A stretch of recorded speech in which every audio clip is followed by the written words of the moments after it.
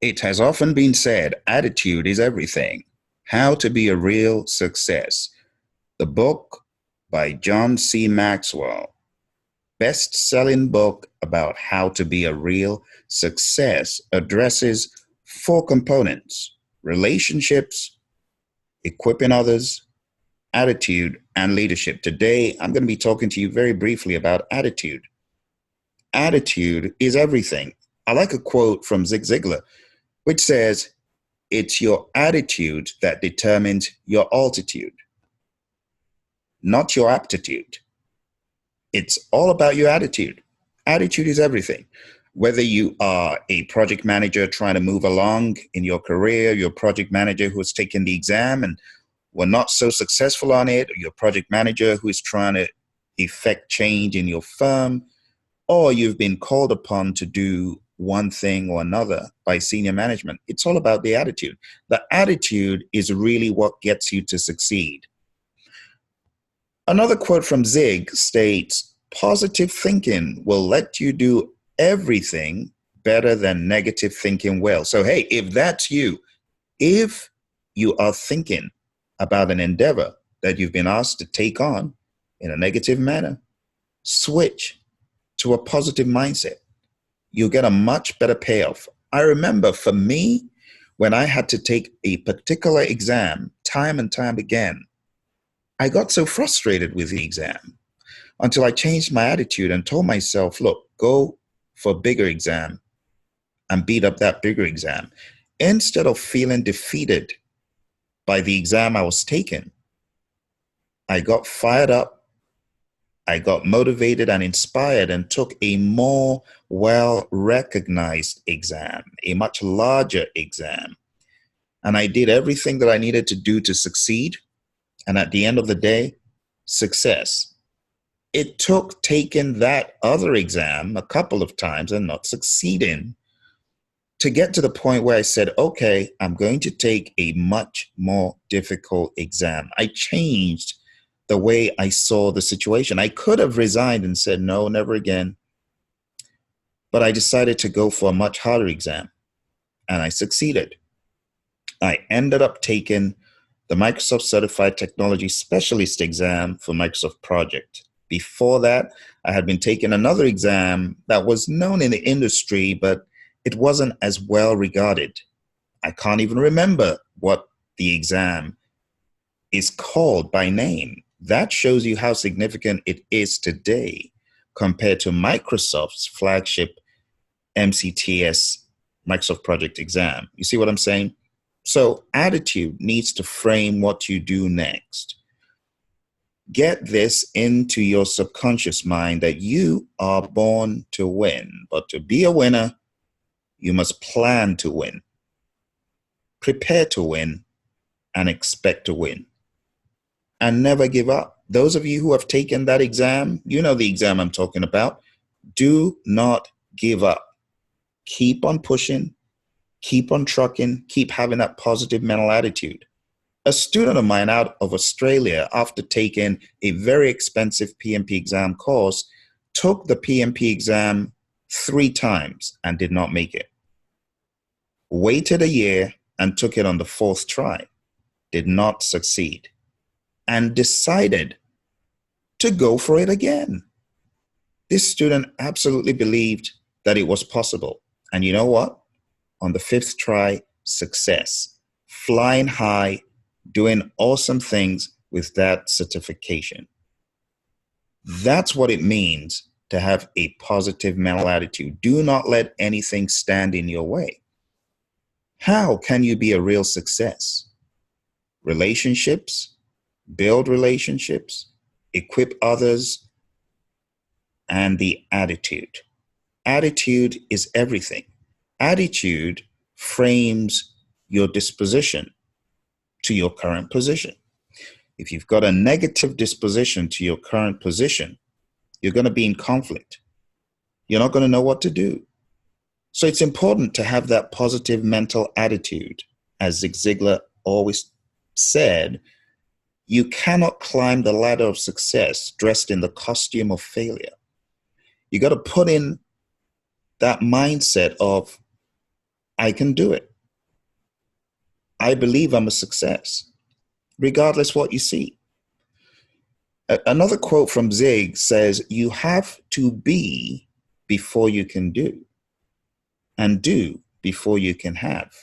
You got to have that mindset, my friends. You got to have that mindset. The kid in the picture holding the thank you, we call that an attitude of gratitude. The choice to have a great attitude is something that no one or no circumstance can take from you. You see, people can say things about you, but your attitude to those things is what frames what happens next in your life, in your career, in the trajectory. If you look at what they're saying as just that, what they're saying, but deep down within, you know that you're a success. You know you're not a failure. You know you're not a thief. You know that you mean well. You'll be all right. But the moment you have a negative attitude towards their negative words, saying what they're saying is going to affect me, it's going to derail me, it's going to put me in bad light, then you're giving them power, then you're giving them energy, then you're feeding their negative energy. Don't feed their negative energy with negative thoughts. Just remember, you are who you are, a success. Zig says gratitude is the most important attitude. Be grateful for everything, even those negative arrows that they throw at you. They will only make you stronger when you have a positive mental attitude. Remember that quote? It is not your aptitude, but your attitude that determines your altitude. Relationships, equipping, attitude. So let's round up attitude today. Attitude is your disposition to your current position. A person cannot travel within and stand still without, said James Allen. Our attitude is a choice. Only you can make yourself think and feel how you want to. Think about it. No matter what people say, you have a choice. No matter what people do, you have a choice regarding what you feel, what you think, and how you respond. You can choose to feel a particular way. Attitude determines our approach to life. It determines our disposition to where we are. It determines our relationship with people. I remember in a previous employment, one of the most negative stakeholders that you could imagine from the surface was my customer. My attitude towards this stakeholder, as a result of the negative arrows that I had perceived to be thrown at me and my department, those negative words and energy, I gave so much regard. It got to the point I would avoid this stakeholder. I would ask my subordinates to go to the stakeholder and converse and take orders for whatever that stakeholder wanted from our department. It got to that extent until one day I changed my disposition towards this stakeholder. It just so happened I was thinking, do you know why this stakeholder thinks this way about your department and you and the services being rendered? Do you know why? He feels this way because you're not given the true value that the SLA promises. I took a step back and looked at it from the outside in and realized, my goodness, we are actually not delivering the SLA. He has every right to be mad and upset and even negative. I made a mental adjustment in my head that I wouldn't criticize that stakeholder anymore, and I would try to see things from that stakeholder's perspective. So the next time I saw the stakeholder and I received complaints, You missed the SLA. You didn't do this. You didn't do that. I said, yes, I'm so sorry. I apologize. We are going to try our best to do better next time. We will do better next time. And this job had to do with deliveries of a certain product. And our SLA had a certain cutoff, but we were always late in delivering this to the customer. I was an implant in a bank offering services for another company. Long story short, I changed my attitude regarding this stakeholder. Believe it or not, this stakeholder's attitude towards our department that I was leading changed dramatically. The stakeholder went from complaining to, you do know that this did not meet the SLA, but nonetheless, I will pay for it. Now, that is not to say that we were late every single time, but rush hour traffic in central London could block you if you're coming from up north trying to get to central London and beyond to Canary Wharf. And that is exactly what we were facing at the time. But long story short, the stakeholders' attitude began to change when my attitude changed. Your attitude determines your relationship with people. The most annoying stakeholder you think exists, the most annoying customer, the most annoying team member, just give it a second to think differently from the outside. Perhaps, just perhaps, they're right. Maybe the way you're seeing things is totally different from the way things really are. You see? So our attitude needs to be the opposite of people who we see as negative. If you see someone as negative, check yourself and say, am I being negative? Zig says, some people find fault like there's a reward for it. Is that how we are? Are we the people always finding fault? Or are we different? I talk about that stakeholder and, a little bit obnoxious and hard to get along with, but Zig says every obnoxious act is a cry for help. That stakeholder was crying for help. I can't continue like this. You can't keep being late. My job demands that these things arrive on time. So we should come out, look from out inside, and try to recondition our thinking. The most important single ingredient to the formula of success is knowing how to get along with people, says Teddy Roosevelt. Absolutely true.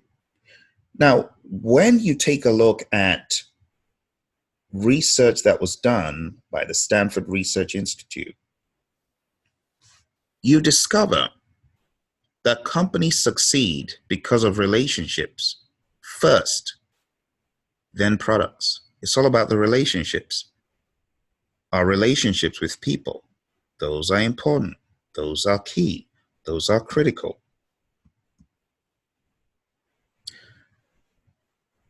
At the beginning of a task will affect the outcome more than anything else. Attitude at the beginning of a task will affect the outcome more than anything else. Again, that positive mental attitude, that is what drives us. That is what gives us acceleration. That is what gives us motivation. Think about it. All the organizational theories that we learn about, at the heart of them is attitude. Theory X, theory Y, it's an attitude thing. It's a perception thing. How does the theory X manager perceive you? How does a theory Y manager perceive you? Think about Maslow's pyramid. Self-actualization is a thing of perception, and we're all different in that regard. Think about Victor Vroom. People's attitude towards work is governed by a feeling or a thinking or an expectation that there should be a reward. Attitude. A positive attitude will have positive results because attitudes are contagious. Our attitude can turn our problems into blessings.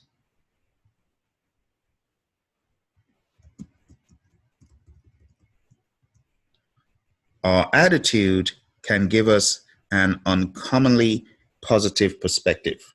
Remember my example? In your life, it might be something else, it might be a different example, but that holds true. When you choose to be pleasant and positive in the way you treat others, you have also chosen in most cases how you are going to be treated by others. Profound quotes from Zig Ziglar, and that, my friends, concludes the seventh point. So going through them one by one, our attitude is a choice. Our attitude determines our approach to life. Our attitude determines our relationship with people. Our attitude is the only difference between success and failure. At the beginning of a task, our attitude will affect the outcome more than anything else. Our attitude can turn our problems into blessings, and our attitude can give us an uncommonly positive perspective. I hope this helps you frame some ideas that you might have had regarding your stakeholders or any situation you're currently facing. I know some of my students have had hardship and difficulty on the exam, but I want you to turn that around mentally from a negative to a positive. Think about it. Greater things, better things can come out of the experience, just as it did for that student I talked about. Maybe you lost a job, just like I did. My losing the job back in 2009 was the best thing that could have ever happened to my career.